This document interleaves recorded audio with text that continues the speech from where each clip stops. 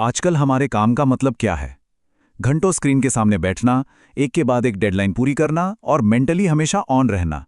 लेकिन इस भाग-दौड़ की, इस ग्राइंड की असली कीमत क्या है? आज हम इसी की तह तक जाएंगे और समझने की कोशिश करेंगे कि हमारी ये जो मॉडर्न काम करने की संस्कृति है, वो हमारे शरीर और हमारे दिमाग पर आखिर क्या असर डाल रही है। तो ये सारी बातचीत शुरू कहाँ से हुई? हाल ही में दिए गए एक बयान से। नारायण मूर्ति की इस एक बात ने कि युवाओं को हफ्ते में 70 घंटे काम करना चाहिए, काम को लेकर पूरे देश में एक बहस छेड़ दी। और देखिए, ये कोई नई बात तो है नहीं। हम सब ने कहीं ना कहीं ये सुना ही है कि ज्यादा घंटे मतलब ज्यादा कामयाबी। पर क्या ये वाकई सच है? चलिए, इस बहस से एक कदम आगे बढ़ते हैं और देखते हैं कि साइंस इस बारे में क्या कहता है। क्योंकि जब हम शरीर और दिमाग पर पड़ने वाले असर को समझना शुरू करते हैं, तो कहानी कुछ और ही नजर आने लगती है। ठीक है, तो चलिए इसमें थोड़ा गहराई से उतरते हैं। सबसे पहले बात करते हैं उस फिजिकल बोझ की, जो हमारे काम करने का तरीका हम पर डालता है।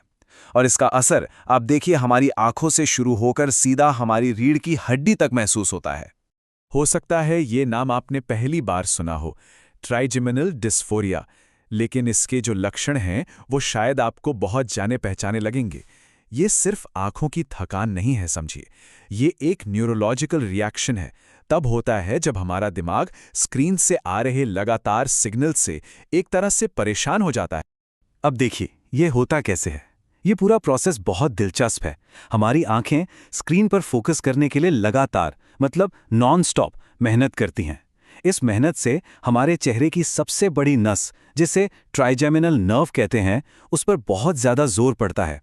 और नतीजा वही सरदर्द, आंखों में खिंचाव और गर्दन का दर्द, जो आजकल इतना आम हो गया है। लेकिन ये प्रॉब्लम सिर्फ हमारे सिर और गर्दन तक ही सीमित नहीं है। इसका असर हमारे पूरे शरीर पर पड़ता है, खासकर जिस तरह से हम घंटों तक एक ही जगह पर एक ही पोजीशन में बैठे रहते हैं। अच्छा, अब यहाँ एक बहुत ही चौंकाने वाली बात सामने आती है। हम सबको बचपन से क्या सिखाया गया है? तन कर बैठो, सीधा बैठो, है ना? पर मजे की बात यह है कि रिसर्च कुछ और ही कहानी बता रही है।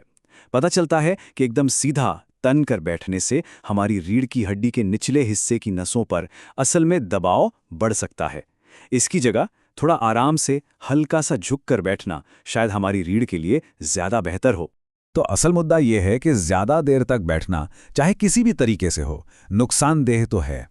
ये हमारी रीढ़ के नेचुरल कर्व को बिगाड़ता है, हमारी पीठ की मांसपेशियों पर लगातार तनाव डालता है और डिस्क पर दबाव बढ़ाता है। और ये सब मिलकर कमर के उस पुराने क्रॉनिक दर्द को जन्म देता है, जिससे आज लाखों करोड़ों लोग परेशान हैं। तो ये जो फिजिकल दर्द है, ये दिमागी दर्द में कैसे बदल जाता है? चलिए इन दोनों के बीच की कड़ी को समझते हैं। होता ये है कि जब शरीर लगातार तनाव में रहता है, तो दिमाग भी उस तनाव को महसूस करता है और फिर दर्द का एक ऐसा न खत्म होने वाला सिलसिला शुरू हो जाता है। और ये दर्द सबसे ज्यादा होता कहाँ है? ये आंकड़े साफ तस्वीर दिखाते हैं। कमर का निचला हिस्सा और गर्दन, ठीक वही हिस्से जो घंटों बैठे रहने से सबसे ज्यादा प्रभावित होते हैं। तो ये कोई इत्तेफाक नहीं है, ये सीधा कनेक्शन है। और इस फिजिकल दर्द के साथ एक और चीज जुड़ जाती है, वो है स्ट्रेस। एक स्टडी में करीब 71% लोगों ने माना कि वे बहुत ज्यादा तनाव महसूस करते हैं।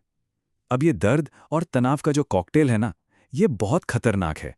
ये एक दूसरे को और बढ़ाते हैं। तो इसका हमारे काम पर क्या असर होता है? ये चार्ट सब कुछ साफ साफ बता रहा है। हमारी प्रोडक्टिविटी को कम करने वाले दो सबसे बड़े कारण कौन से हैं? पहला, हम कितना तनाव महसूस कर रहे हैं, और दूसरा, हमारा दर्द कितना ज्यादा है। और सुनिए, ये कोई हवा हवाई बात नहीं है, इसके पीछे पक्के आंकड़े हैं। ये जो स्ट्रेस हम महसूस करते हैं और जो दर्द की शिद्दत होती है, ये दोनों मिलकर हमारी वर्क प्रोडक्टिविटी में जानते हैं कितनी? करीब करीब 19% की गिरावट के लिए जिम्मेदार हैं। 19% मतलब मोटे तौर पर हमारे काम का 5वां हिस्सा तो बस इसी में चला जाता है। जरा सोचिए इस बारे में। जब ये शारीरिक दर्द और मानसिक तनाव की हालत लगातार बनी रहती है, तो इंसान एक ऐसी स्थिति में पहुंच जाता है जिसे हम बर्नआउट कहते हैं। ये सिर्फ थकान नहीं है, ये वो अवस्था है जब शरीर और दिमाग दोनों जवाब दे देते हैं। बर्नआउट पर हुई एक स्टडी में कुछ डॉक्टरों ने अपनी हालत को इन शब्दों में बयां किया कि काम अब सिर्फ ऑफिस तक सीमित नहीं था, वो उनके घर में, उनकी शामों में, उनकी सोच पर भी हावी हो चुका था। उससे बचने का कोई रास्ता ही नहीं था। ये लाइन बर्नआउट की सबसे तकलीफदेह सच्चाई को सामने लाती है। काम से वो जो इमोशनल जुड़ाव होता है, उसका खत्म हो जाना। जब पेशेवर लोग बस एक मशीन की तरह बिना किसी एहसास के बस मैकेनिकली काम करने लगते हैं। और शायद यही सबसे दुखद नतीजा है, जब काम और जिंदगी के बीच की लकीर पूरी तरह मिट जाती है, जब किसी की पहचान सिर्फ उसके काम से रह जाती है और जीने का असली मतलब कहीं खो जाता है। तो इन सभी सबूतों को देखने के बाद चलिए वापस उसी शुरुआती बहस पर लौटते हैं। क्या हफ्ते में 70 घंटे काम करना वाकई तरक्की का रास्ता है, या फिर ये खुद को तबाह करने का एक नुस्खा है? ये टेबल कहानी के दोनों पहलुओं को आमने सामने रखती है। एक तरफ वो धारणा है कि ज्यादा घंटे मतलब ज्यादा सफलता, और दूसरी तरफ है विज्ञान पर आधारित सच्चाई, जिसकी कीमत हमें घटी हुई प्रोडक्टिविटी, पुराने दर्द, भयंकर तनाव और बर्नआउट के रूप में चुकानी पड़ती है। तो सबसे अहम बात ये निकल कर आती है कि असली प्रोडक्टिविटी का ताल्लुक ज़्यादा घंटे काम करने से नहीं, बल्कि बेहतर तरीके से काम करने से है। और बेहतर तरीके से काम तभी हो सकता है जब काम करने वाला शारीरिक और मानसिक रूप से स्वस्थ हो। और आखिर में ये सवाल हम सबके सामने खड़ा होता है। ये सिर्फ किसी एक व्यक्ति की पसंद का मामला नहीं है, बल्कि ये हमारे पूरे समाज और हमारी वर्क कल्चर के बारे में है। एक ऐसा भविष्य बनाना जहां तरक्की की दौड़ में हम अपनी सेहत को पीछे ना छोड़ दें, इसकी जिम्मेदारी हम सब पर है।